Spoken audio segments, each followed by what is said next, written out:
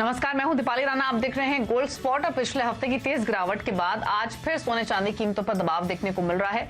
Precious metals के लिए mix cues हैं। एक तरफ तो अमेरिका में कोरोना पैकेज को लेकर उम्मीद बढ़ी है, वहीं फाइजर के वैक्सीन को लेकर अच्छी खबर आई है। उधर डॉलर पिछले हफ्ते की तेजी के बाद आज सुस्ती दिखा रहा है। ऐसे में अब सोने चांदी को लेकर क्या नजरिया बन रहा है, इस पर एक पोल हम आपके लिए लेकर आएंगे। साथ ही दोनों प्रेशियस मेटल्स में अब रणनीति क्या होनी चाहिए, इस पर भी बातचीत करेंगे। हमारे साथ CNBC TV 18 commodity editor Manisha Gupta है, निर्मल कमोडिटी से कुणाल शाह है, एलकेपी सिक्योरिटीज के जतिन त्रिवेदी हैं और साथ ही इब्जा के सेक्रेटरी सुरेंद्र मेहता भी हमारे साथ बने हुए हैं। सबसे पहले जो पोल सीएनबीसी आवाज ने किया है इस हफ्ते के लिए, वो आपके सामने लेकर आते हैं। सबसे पहले हमने यही जानने की कोशिश की कि इस हफ्ते सोने का दायरा क्या रह सकता है। अभी भी आप देखिए प्राइसेस आधा % नीचे ट्रेड कर रहे हैं। 80% जानकार मानते हैं कि 48,500 से 50,500 के बीच में दायरा रह सकता है, यानी ये 2,000 अंकों का दायरा रहेगा जिसके बीच में सोना ट्रेड कर सकता है। 20% जानकार ऐसे थे जिनके हिसाब से दायरा और छोटा हो सकता है और ये 48,500 से 49,500 के बीच रह सकता है। सिमिलरली सिल्वर पर भी हमने व्यू लिया।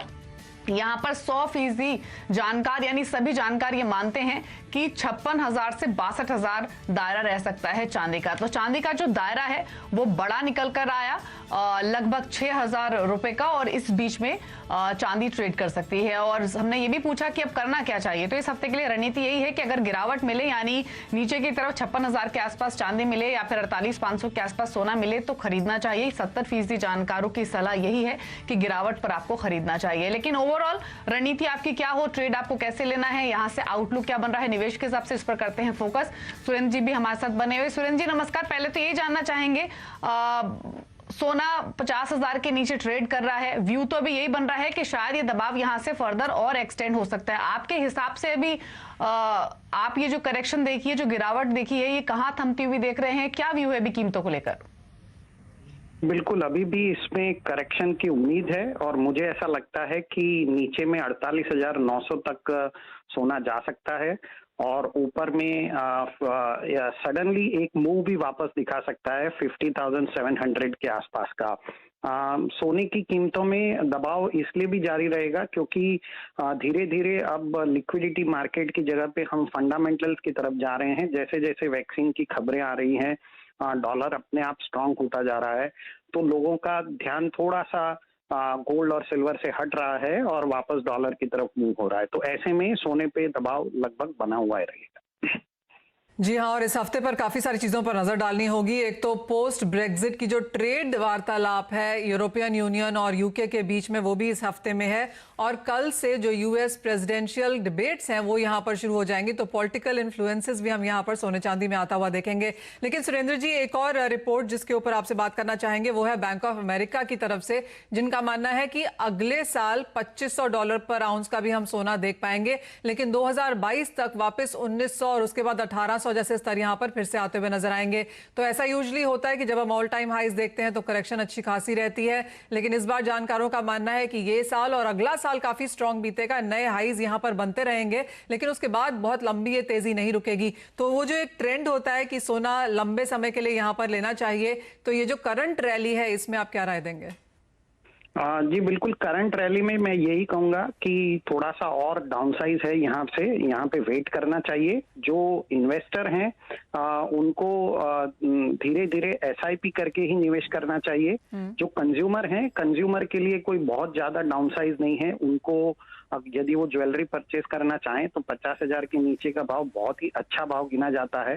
वो एकदम बॉटम पे जाके कभी बाय नहीं कर पाएंगे, तो उनके लिए बहुत ही अच्छा निवेश है। वैसे इन्वेस्टर एसआईपी का रूट यदि अडॉप्ट करते हैं तो बहुत ही अच्छा है। और जैसे कि आपने किसी बैंक की रिपोर्ट के बारे में जिक्र किया, तो देखिए जब सोना $1,500 से लॉकडाउन पीरियड में चला था तब भी ऐसी रिपोर्ट आई थी कि $3,000 सोना हो जाएगा। तो ये एक आम बात है, लेकिन मेरा ऐसा मानना है कि एक बार ये नीचे का लेवल दिखा के इंडियन मार्केट में अपनी नई पोजीशन बनाएगा। अगले एक साल के अंदर अंदर मेरे हिसाब से ये वापस 60,000 रुपया टच जरूर करेगा।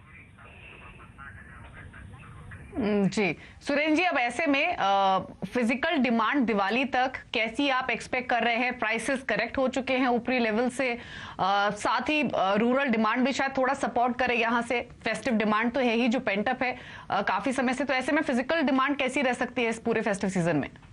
जी बिल्कुल, यदि रूरल डिमांड आप देखें तो अच्छी बारिश की वजह से रूरल डिमांड में काफी तेजी आई है। पिछले 1 से 1.5 महीने के अंदर रूरल डिमांड काफी अच्छी है और जैसे ही पितृपक्ष खत्म हुए हैं वैसे ही इवन अर्बन एरिया में भी ग्राहकी बढ़ी है। हालांकि इसको पिछले साल से कंपेयर तो नहीं किया जा सकता, लेकिन यदि मैं लॉकडाउन पीरियड से कंपेयर करूं तो बहुत बड़ा इजाफा हुआ है इसके अंदर।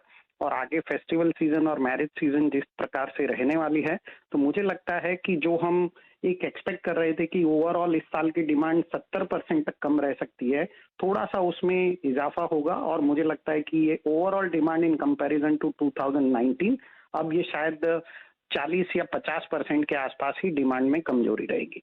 यानी पिछले साल के मुकाबले आधी यहाँ पर मांग रहने की उम्मीद है। कुणाल, आप कैसे देखते हैं सोने के भावों को? यहाँ तो हमने एक ट्रेंड लिया, लेकिन चांदी में भी यहाँ पर जिस तरह की मुनाफा वसूली देखने को मिली है, विद स्टैंडिंग की माइंड डिस्ट्रप्शंस यहाँ पर हैं, सोलर पैनल की भी डिमांड यहाँ पर आने की उम्मीद है। सो वो बुलिश क्यूज में तो कोई बहुत ज्यादा चेंज नहीं आया, तो इस मुनाफा वसूली को आप कैसे ट्रेड करेंगे? जी, ये बहुत जल्दी वैक्सीन का अनाउंसमेंट होने वाला है और ये जो वैक्सीन का अनाउंसमेंट आते ही एक सेंटिमेंट चेंज हो जाएगा, वो प्रीएम्प्ट कर रहा है गोल्ड और सिल्वर मार्केट। सो जैसे दीपाली जी ने स्टार्ट ऑफ द शो में कहा, फाइजर की ओर से अनाउंसमेंट आनी है। सो यही रीज़न है अभी फिलहाल गोल्ड और सिल्वर में करेक्शन आने के। डिमांड कम है और दूसरा डॉलर इंडेक्स लगातार स्ट्रांग हो रहा है। सो अगर आप देखेंगे 9240 वाला 2 हफ्ते पहले डॉलर इंडेक्स 9460 चल रहा है फिलहाल। सो डॉलर में मजबूती, सेकंड डिमांड कम है और जो मेन रीज़न है मेरे हिसाब से गोल्ड और सिल्वर में ये जो प्रॉफिट टेकिंग का, वो है कि जो वैक्सीन की अनाउंसमेंट आएगी उसके चलते हुए जो सेंटिमेंट है वो गोल्ड और सिल्वर के लिए नेगेटिव हो चुका है। सो लंबी अवधि के हिसाब से 100% बाई है, बट शॉर्ट टर्म में ये प्रेशर थोड़ा कंटिन्यू रह सकता है। इनफैक्ट इस बीच अगर आप चांदी को देखें भी तो एकाएक तेज गिरावट गहराई है और अब 2% नीचे प्राइसेस, यानी लगभग 1200 रुपए की कमजोरी हम चांदी में देख रहे हैं एमसीएक्स पर। जतिन, आपका व्यू क्या रहेगा? आप भी इनफैक्ट इस पोल का हिस्सा थे, कुणाल भी थे, और आपने भी यही माना था कि 56,500 नीचे की तरफ चांदी में और ऊपर की तरफ 61,500 के आसपास प्राइसेस रह सकते हैं। अब जो ये फॉल आया है ये फर्दर एक्सटेंड हो सकता है। सिल्वर पर क्या व्यू है अभी का जो एक्शन दिख रहा है उसके बाद? दीपाली, जैसे हमने शो स्टार्ट किया उसके बाद से सिल्वर की प्राइसेस जो है और प्रेशर में देखने मिल रही हैं, तो आई थिंक ये प्रेशर जो है वो कंटिन्यूस देखने मिलेगा आगे चलते हुए।